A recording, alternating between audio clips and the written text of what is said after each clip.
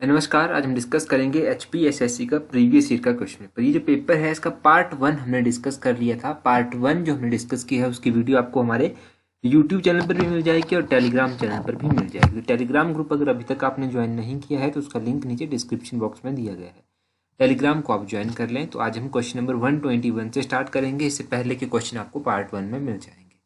Question number 121 देखिए, which of the following is the highest of all volcanic cones. निम्न में से कौन सा ज्वालामुखी शंकु सबसे ऊंचा है? कौन सा सबसे ऊंचा है? क्वेश्चन नंबर 121 का ऑप्शन डी सही आंसर है, कंपोजिट कोन यानी कि कंपोजिट शंकु जो है वो सही आंसर है। क्वेश्चन नंबर 122 देखिए, ionosphere a part of thermosphere extend up to. तो आयनोस्फीयर जो आयन मंडल है या फिर जिसको तापमंडल कहते हैं का भाग जो है वो कहाँ तक विस्तारित है, कितनी हाइट तक ये विस्तारित है? तो इसका ऑप्शन डी जो है वो सही आंसर होगा, 640 किलोमीटर यहाँ तक ये एक्सटेंडेड है। अच्छा, एक और बात, आप लोगों के कमेंट्स आ रहे थे कि डिटेल में थोड़ा सा मैं बताया करूं। देखो, अभी मंडे के बाद हम डिटेल में सेशन स्टार्ट करेंगे। उसमें क्या होगा, उसमें हम सेक्शन वाइज डिस्कस करेंगे। जैसे पहले हिस्ट्री का सेक्शन, कुछ एक पेपर उठाएंगे जिनका हिस्ट्री का सेक्शन हम डिस्कस करेंगे। फिर उसके बाद कुछ एक पेपर उठाएंगे जियोग्राफी, इकोनॉमी, इस तरह से हम डिस्कस करेंगे और उनको हम डिटेल में भी डिस्कस करेंगे। तो जस्ट बस इस वीडियो यानी कि जो आज वीडियो है इसके बाद जो अगले हम पार्ट डिस्कस करेंगे वो सेक्शन वाइज ही डिस्कस करेंगे। क्वेश्चन नंबर 123 देखिए, सुंडा ट्रेंच इज सिचुएटेड इन। तो ये जो सुंडा खाई है ये कहाँ पर स्थित है? क्वेश्चन नंबर 123 का ऑप्शन बी सही आंसर है, इंडियन ओशन, हिंद महासागर में ये स्थित है। क्वेश्चन नंबर 124 देखिए, which of the following soil is found in flood prone area. तो बाढ़ग्रस्त क्षेत्रों में निम्न में से कौन सी मृदा पाई जाती है? जो क्षेत्र जो बाढ़ से प्रभावित होते हैं उन क्षेत्रों में जो है वो बॉग मिट्टी पाई जाती है, बॉग मृदा। ऑप्शन सी जो है वो सही आंसर है। क्वेश्चन नंबर 125 देखिए, trans Siberian railway covers the total distance of. ये जो ट्रांस साइबेरियन रेलवे है ये कितना डिस्टेंस कवर करती है? तो क्वेश्चन नंबर 125 का ऑप्शन सी 9332 किलोमीटर जो है वो सही आंसर, 9332 किलोमीटर जो है वो सही है। क्वेश्चन नंबर 126 देखिए, यहाँ पे पूछा गया है the monastery unit of Laos is. तो मॉनेटरी यूनिट पूछी गई है लाओस की, तो इसकी जो मॉनेटरी यूनिट होती है वो होती है कीप। ऑप्शन ए जो है क्वेश्चन नंबर 126 का सही आंसर है। 127 देखिए, the capital of Vietnam is. तो वियतनाम की कैपिटल जो है वो कहाँ पर है? वियतनाम की कैपिटल इंपॉर्टेंट है, तो वियतनाम की कैपिटल हनोई में स्थित है। क्वेश्चन नंबर 127 का ऑप्शन ए सही आंसर है। क्वेश्चन नंबर 128 देखिए, the main economic activity of south Asia is. तो दक्षिण एशिया का मुख्य आर्थिक कार्यकलाप क्या है, इनकी मेन एक्टिविटी क्या है? इनकी मेन एक्टिविटी है option B agriculture. Question number 129 देखिए, Chhattisgarh plain is separated from Wainganga valley by. Chhattisgarh का मैदान वैनगंगा घाटी से पृथकीकृत हुआ है।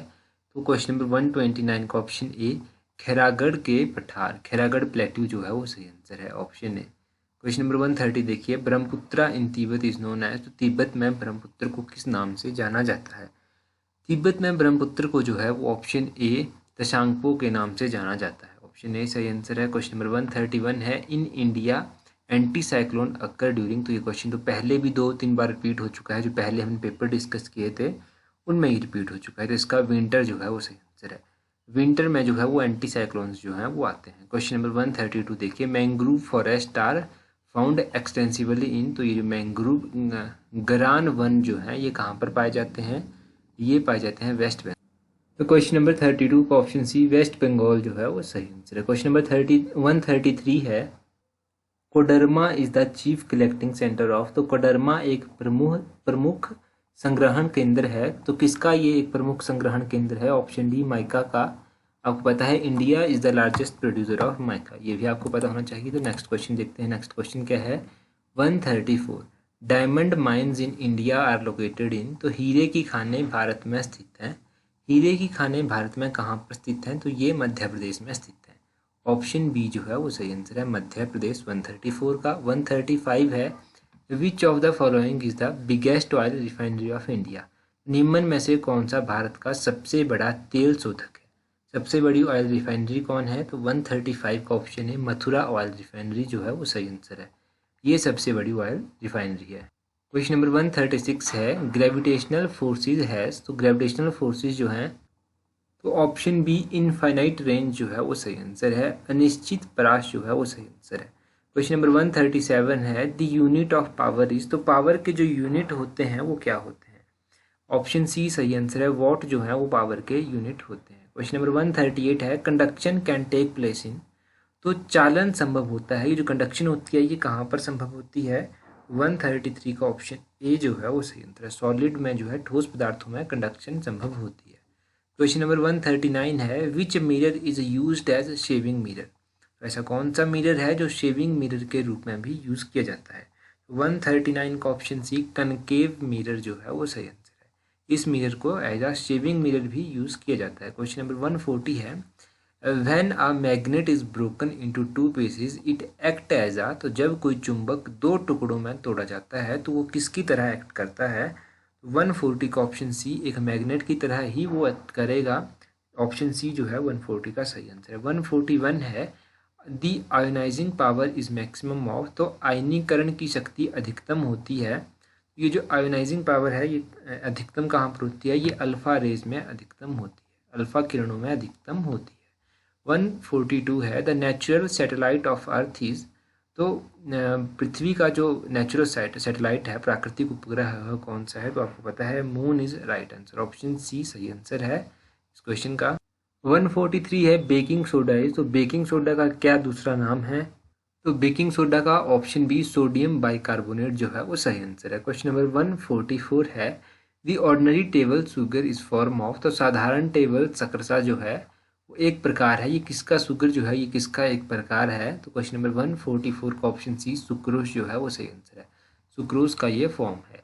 क्वेश्चन नंबर 145 देखिए मार्स गैस मेनली कंटेन्स, तो ये जो मार्स गैस होती है मुख्यतः रूप इसमें क्या होता है? तो 145 का ऑप्शन है मीथेन जो है वो सही आंसर है, तो आपको पता ही होगा। क्वेश्चन नंबर 146 है विच of the following is the largest source of antibiotics, तो एंटीबायोटिक्स का इनमें से सबसे बड़ा स्रोत कौन सा है?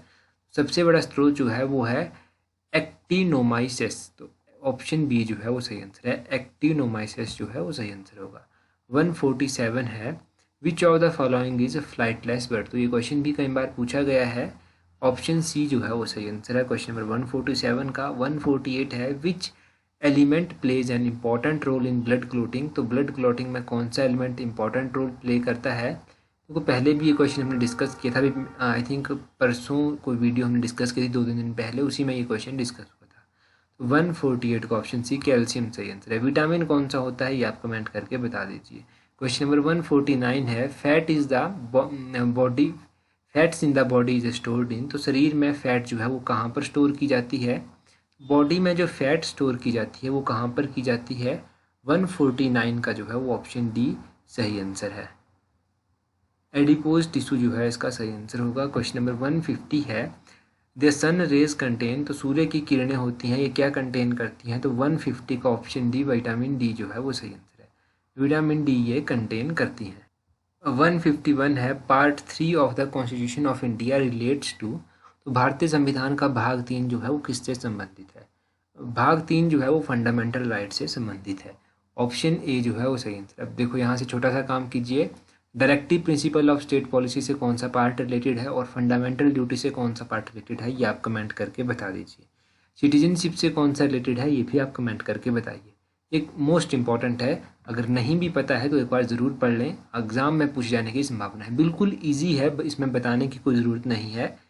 152 देखिए the presidential ordinance can remain in force for, presidents का जो ऑर्डिनेंस है वो कितने टाइम तक रहता है प्रभावशाली? तो ऑप्शन डी 6 मंथ जो है वो सही आंसर है। कहीं पर इसका क्वेश्चन आंसर जो है वो नन ऑफ दिस भी दिया गया था, फाइनल आंसर की के अकॉर्डिंग था और ये भी फाइनल आंसर की के अकॉर्डिंग ही है, तो ऑप्शन डी 6 मंथ सही आंसर है।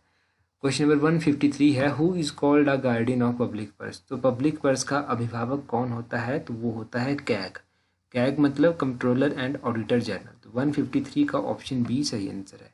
154 है who is chairman of Rajya Sabha, तो राज्यसभा का चेयरमैन कौन होता है? आपको पता है vice president is the chairman of Rajya Sabha, 154 का ऑप्शन बी सही आंसर है।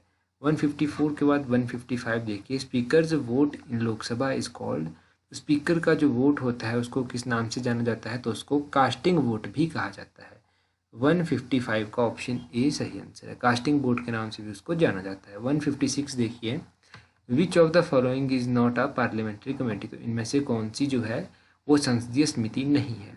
तो कौन सी पार्लियामेंट्री कमेटी नहीं है इनमें से? 156 का option D, demand for grants committee. Demand यानी कि अनुदान मांग समिति जो है, इट इज़ नॉट अ संसदीय समिति। नेक्स्ट क्वेश्चन है 157 है, who is the final authority to interpret the constitution. तो संविधान की व्याख्या का अंतिम प्राधिकारी कौन होता है? Final authority to interpret the constitution कौन होता है? Option D, the supreme court. Supreme court of India इसका सही आंसर है। 158 देखिए, the chief minister is appointed by. तो किसी भी स्टेट का चीफ मिनिस्टर जो है वो किसके द्वारा अपॉइंट किया जाता है? चीफ मिनिस्टर को जो है वो गवर्नर के द्वारा अपॉइंट किया जाता है। जब भी इलेक्शन होते हैं, इलेक्शन के बाद जो है वो गवर्नर देखता है कि कौन सी सबसे बड़ी पार्टी है और उस पार्टी को जो है वो बुलाया जाता है और चीफ मिनिस्टर को शपथ दिलाई जाती है। क्वेश्चन नंबर 159 देखिए, what is the Panchayati Raj, when was the Panchayati Raj system introduced in India. Bharat में पंचायती राज सिस्टम जो था वो कब इंट्रोड्यूस किया गया था? तो ये इंट्रोड्यूस किया गया था 1959 में। ऑप्शन डी सही आंसर है। क्वेश्चन नंबर 160 देखिए, what is the minimum age prescribed in India for citizens to cast their vote. तो अगर आपने वोट देना है, आपको पता होगा, अगर आपने वोट तो आपने दिया ही होगा, तो क्या मिनिमम एज इसमें रखी होती है? 18 वर्ष जो है इसमें रखी होती है। 161 देखिए, in India agriculture income is calculated by. तो भारत में कृषि की आय की गणना जो है वो कैसे की जाती है? तो कृषि की आय की गणना जो है वो एक आउटपुट मेथड होता है। ऑप्शन ए जो है वो सही आंसर है। क्वेश्चन नंबर 162 देखिए, which is the highest body that approves 5 year plan in the country. तो देश में पंचवर्षीय योजना को अभिस्वीकृत करने हेतु उच्चतम निकाय क्या है? देखो, highest body to approve the 5 year plan कौन सी है? तो 162 का option D, national development council. Option D जो है वो सही आंसर है। एनडीसी इसका सही आंसर है। ये क्वेश्चन भी कई बार एग्जाम में पूछा जा चुका है। क्वेश्चन नंबर 163 है, the most literate union territory in India. Bharat की सर्वाधिक साक्षर संघ क्षेत्र कौन सा है? तो मोस्ट लिटरेट जो है वो लक्षद्वीप है। ऑप्शन बी जो है वो सही आंसर है। 164 है, the highest gravity dam is. तो सबसे ऊंचा गुरुत्व बांध कौन सा है? हाईएस्ट ग्रेविटी डैम कौन सा है? ये है भाखड़ा डैम। भाखड़ा डैम सतलुज नदी के ऊपर बना हुआ है। Question number 165, which kind of power accounts for the largest share of power generation in India. तो शक्ति का कौन सा प्रकार भारत में शक्ति उत्पादन में सबसे बड़ा भाग माना जाता है? तो 165 का ऑप्शन बी, थर्मल पावर जो है वो सही आंसर है। 166 है, which type of unemployment is common in Indian agriculture. भारतीय कृषि में किसी प्रकार की बेरोजगारी सामान्य है। तो किस प्रकार की बेरोजगारी यहाँ पर जो है कॉमन है? तो 166 का ऑप्शन ए, सीजनल एम्प्लॉयमेंट सही आंसर है। सीजनल अनएम्प्लॉयमेंट जो होती है वो कॉमन है।